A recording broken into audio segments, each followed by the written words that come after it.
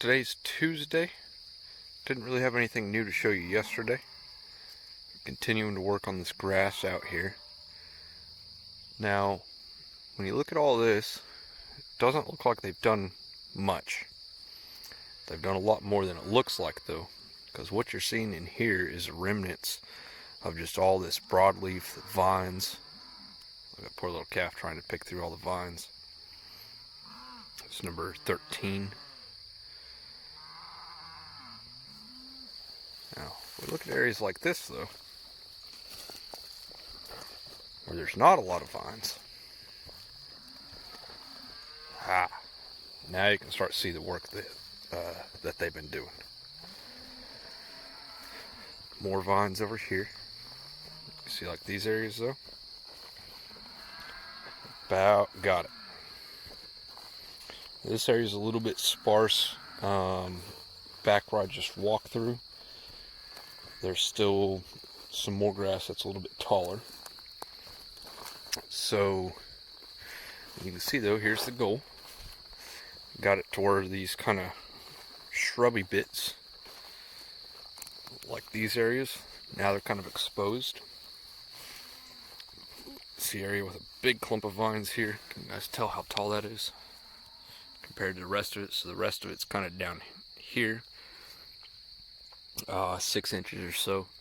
Then that spot, the grass inside of those vines is still way up here, foot and a half tall. So they've been able to get over here. That's cool. White flowers, that's that wild rose over there. That's alright, we'll start taking care of it.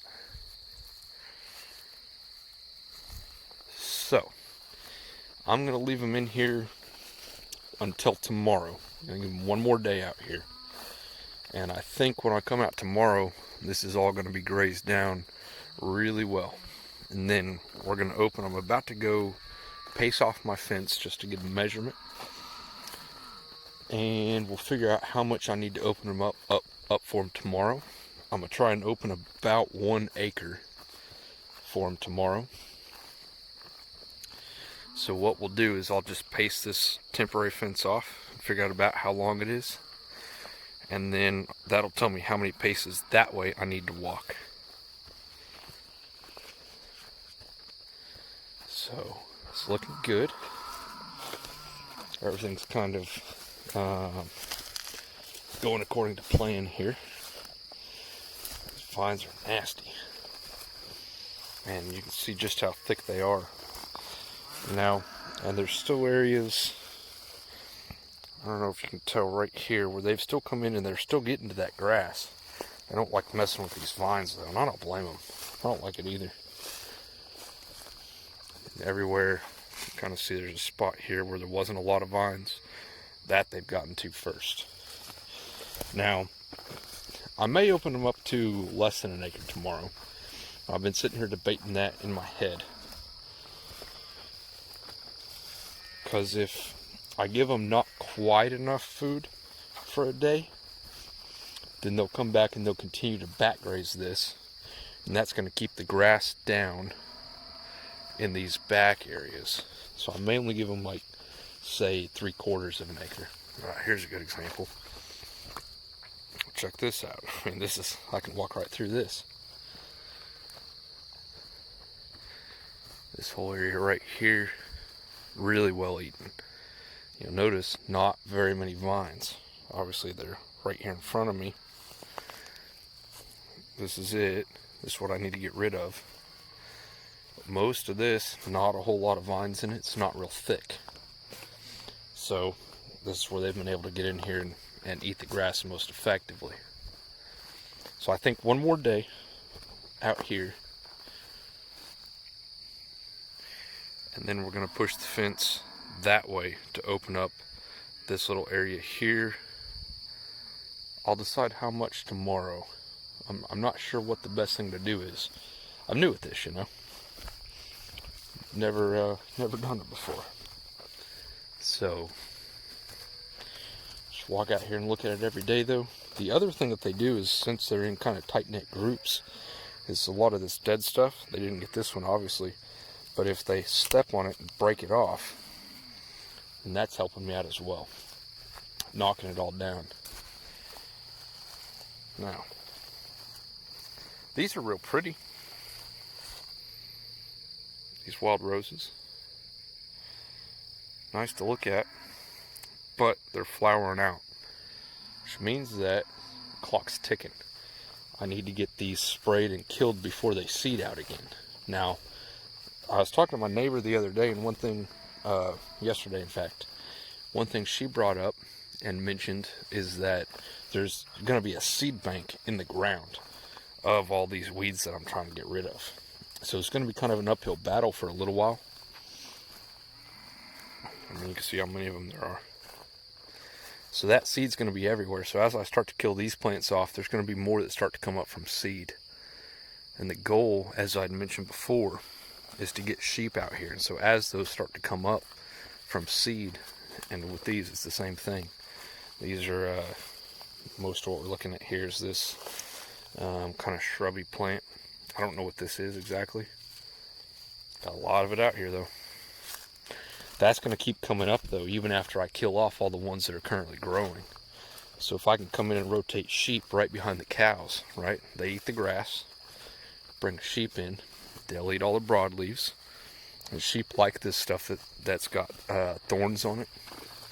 So they'll eat all the leaves off of it. And that just really stresses the plant, makes it hard on them. So if I can rotate sheep through here the same way I'm doing the cows, then as that seed bank kind of activates and starts to grow, they'll keep it at bay. And that's the idea anyway. But we're going to have some chemical intervention here to fix this. Because as you can see, it's just thick. Basically, everything left that you're looking at here that's still tall is a weed to me. Weed is, whether a plant's a weed or not, that's relative, right? So if you were growing a flower garden, this would be a great plant to have. They are pretty.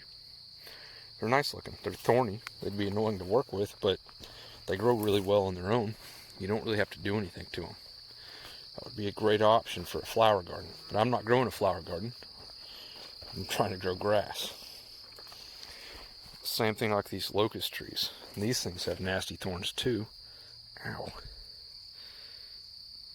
See that? If you remember, I lost a tractor tire, front tractor tire, to those locust trees. So to me, those are a weed. But the cows do actually eat them. And the trees make decent fence posts if they get big enough. So if you're growing those on purpose for something, it's not a weed. Bradford pear trees, right? You see these people grow them all the time on purpose, which just baffles me.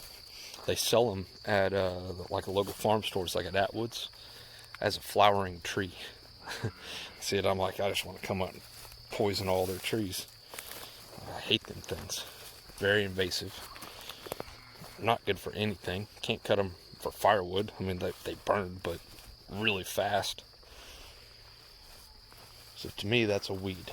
But people like them at businesses and stuff like that, residential. They make pretty flowers for a couple weeks out of the spring. You guys saw some of that earlier, I think. Earlier this year, that is. So, that's all relative. But this, I don't see pretty rose bush. I see a problem. And over here you can see the line right across here where the cows were able to get to all this grass. Nice spot right here, not a whole lot of thorns, but then they stop right there. And so to me, I'm thinking, well, what if all that was grass? That's just a little bit more pasture that I would have had out here for them, right? The same over here. You look at all these briars, and there's kind of a trail. You can see where cows have been walking through here. But it's like they're not getting any food in there. They're just moving through it because they're just walking around. They've made a little path through there. So what if none of this stuff was here and all that was grass? The trees can even stay. Not that one. That's a locust tree. Check this out. Yeah. I hate these trees. Look at how nasty that is. Jeez. These are a pain to deal with. Which ironically, if they didn't grow those thorns, which if you talk to like an evolutionary biologist, they'll tell you they grow them to keep predation away. But they really get on my nerves. They pop my tractor tires. They'll pop four-wheeler tires. They'll stab me. So guess what? I'm going to kill them all. If they didn't have those thorns, I wouldn't mind them so much. So here's another area. Not a lot of thorns growing in here. Not a lot of vines. Eaten down reasonably well. Still got a few tall pieces with like seed head on it. And really, I let this go too long before I put cows on it. I should have had them out here before it had seed heads on it. But, been playing catch up basically since I started. So, we're kind of finally to the point where I'm calved out. All the calves that I have. All the ones I'm gonna have, that is. I've got them. So now I can start thinking about land management. And kind of, you can never relax with the cows. They're always going to have problems. Always got to watch them. But right now I can focus a little bit more energy on, and just brain power on thinking about how I'm going to fix the problems that I have out here, which is literally right in front of you. Shrubs, trees, roses, vines. Got to get rid of that. So, and if I can turn all of that into basically this, which all this is just grass, this is fescue, that will be great. And then if I can get my animals on rotation to where I get them out here before the grass looks like this, right, then that'll be even better. First step though, I gotta fix this. Gotta get it to where it's just the grass. Then we'll fix the rotations after that, and then we'll start adding more animals, sheep that is, and eventually also chickens in mobile chicken houses that I'll move behind both of them. They'll take care of the flies and bugs and other pests. I was just looking at cow pie, had a ton of flies on it. Let's talk about that real quick. Fly control. Flies bother cows, it causes them stress, and if they have, I think kind of I don't know if it's a veterinary term, but the colloquial term is fly worry. If they're stressed out because there's flies bothering them, then sometimes they actually don't breed back, and I've been reading that can actually cause them to abort a calf if they're stressed out about flies. So we got to keep control of them. My plan is to set up some rubs for them. So you put a kind of like a fly poison in these rubs, and then the cows they just rub on everything anyway. So if you set it out there for them, they'll come up and rub on it. A little bit of that will be left on their fur, on their hair, and then that'll kill the flies, keep it from bothering them. Here's 27. See how she's looking, being out here on some better grass. Still not great, but better. That's a pretty significant improvement, actually. Alright, well, let's look at this. She's gonna run away from me. That's actually a good sign as well. Can you guys see that though? All those flies on her? So that's what I'm talking about. I need to stop that. So, sooner than later, I need to get my rubs out here. Start taking care of it. Now there's a few other options. You can give them, I can put mineral in my mineral trough out there that will make their manure poisonous to flies. So the flies, if I happen to see another spot, I'll show you, but they love the manure. And so if you make their manure poisonous to flies, then that will kill off a lot of the population. I don't want to go that route though, because that also kills dung beetles, which are beneficial to me. What they'll do is they'll take that manure and they'll actually bury it in the ground for me, which is good, because then that stores it down where the roots of the plants are, and then they can use it. So I want to keep the dung beetles alive, but I want to get rid of the flies. So I think rubs is the first step. We'll figure that out, and I may just utilize some of these trees that I have here and try to string the rubs up across trees, but I don't know. We'll find out. We'll see what I actually end up doing. I need to get that done though. So it's gonna be the next thing tomorrow. I'm gonna bring hot wire out and more fence posts. So right now what I'm gonna do is I'm gonna paste this off, this fence. We'll see kind of how long it is roughly, and that'll tell me how many paces that way I need to walk. So let's do that, and we'll see you guys out here tomorrow to move cows. Alright, today's Wednesday. Time to move them. So you can kind of see behind me there the way that looks. Contrast that with this. See the four-wheeler, how deep it is in grass. So they're gonna really like that. I've already got my next fence reel set up. Can't really see it, and I've got the fences strung across. So now all I gotta do, this one is still hot, but I'll grab this reel and I'll start reeling it up, taking down fence posts, and that is all there is to it. So once I get over there, I'll just leave this reel on the other side, and then I'll jump on four-wheeler, we'll drive back through, pick up all these fence posts for this old fence, and then they'll be moved.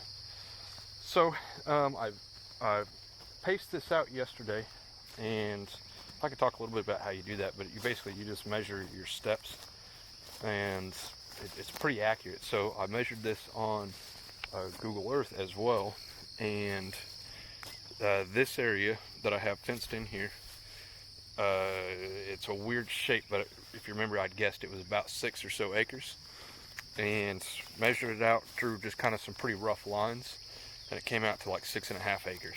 So I think they probably had about 5 acres worth of forage because of all these weeds and trees and crap that they just can't get to the grass. Like, I don't know, you see these tall clumps. That's good grass that they could eat, but they can't get to it because they don't want to mess with these briars. And I need to bring mineral out. Forgot. So that was actually pretty accurate. And then, so if you divide that, say they had 5 acres of forage, they were in here for 5 days, that's about 1 acre per day. Now, this area that I have here, I pasted off, and it should have been 3/4 of an acre, measured on Google Earth, and it came out to 0.74. So very close. Happy with that. So we're gonna give them this 3/4 of an acre here, and we'll see what it looks like tomorrow, but I expect that tomorrow I'll be ready to move again. Now, I'm not gonna go ahead and rerun this fence that I'm about to take down, I'm not going to rerun this one on the next piece, because I have to wait till tomorrow before I know how much I'm actually going to give them. So, alright, let's take this down and we'll go get them. They're all hanging out by the pond. We'll let them know that there's a new food available for them, and then we'll finish tearing the fence out and go get mineral. So, let's do it. So they haven't figured out that fence is taken down yet. Now, cows can't read a clock, but they can tell time. And eventually, I think it'll probably only take a few days, but they will learn that about this time every day, I'm going to come out and give them a new piece of pasture. And then they'll be waiting on me right here along this fence line to come take it down for them. So, they'll figure it out here in a second. I got to go get mineral. We'll be right back and see if they figured it out yet. Yeah, they figured it out. I knew they would. Very excited about it. They're all spread out through there. So, very cool. Honestly, there's already a difference in this area that they've been hitting real hard. So I'm going to think tomorrow I'm probably going to end up needing to give them a full acre. That's all right. Get them on this tonight. We'll see how they do, and check them again, adjust in the morning. So very cool. So rotational grazing, that's more or less how it works. Very cool.